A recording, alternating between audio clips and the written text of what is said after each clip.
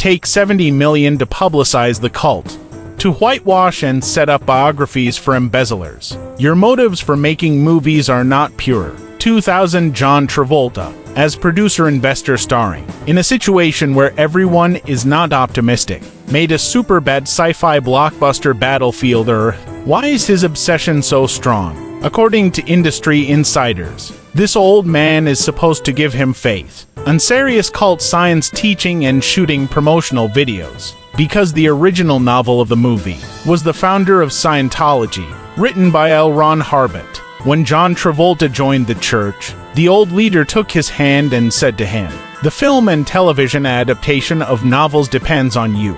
You're a rising star in the revitalization of science." And Brother John listened. After becoming popular with Pulp Fiction in '94, has been trying to attract some investment in major studios. Get this done. But Paramount Plus MGM 20th Century Fox rejected his idea. After all, science teaching has a bad reputation. You can't shake it off.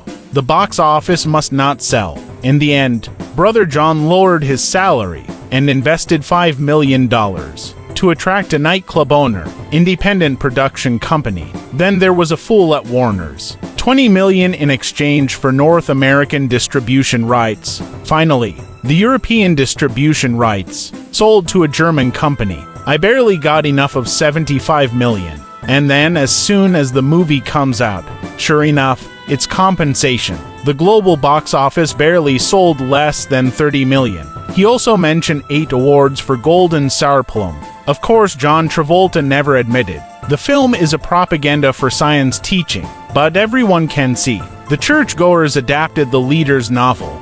Even the way of publicity is not a traditional press conference. I went to all the major bookstores across the country, signing the leader's novel to attract fans. And anyone who understands the science teachings knows Tom Cruise believes in this thing. Then why didn't he contribute to the film? In fact, this old man knew. After John wanted to adapt the leader's novel, suggestions given are, "This is by no means a good idea. Now you know why he can start a company and make money. This brain is smarter than John."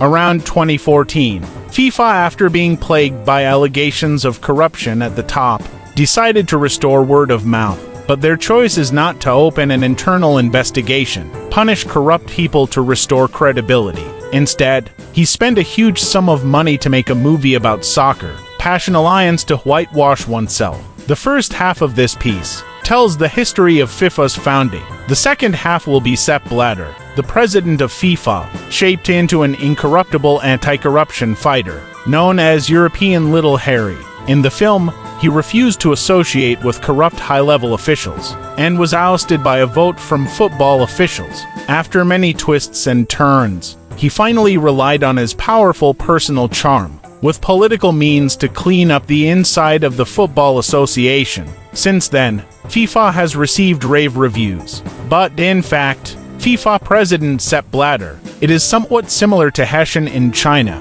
What's even more hilarious is that, for months after the film was released, FIFA President Sepp Blatter, depicted in the movie as an anti-corruption fighter, he stepped down because of corruption. This movie also became the most famous joke in the film industry back then, even if you bring in Tim Ross as the lead actor, and no one wants to see it.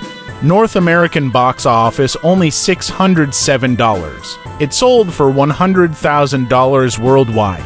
And aside from the soccer boast, the movie itself is also very problematic. Who would want to see a movie? Movies featuring corporate executives as hero sports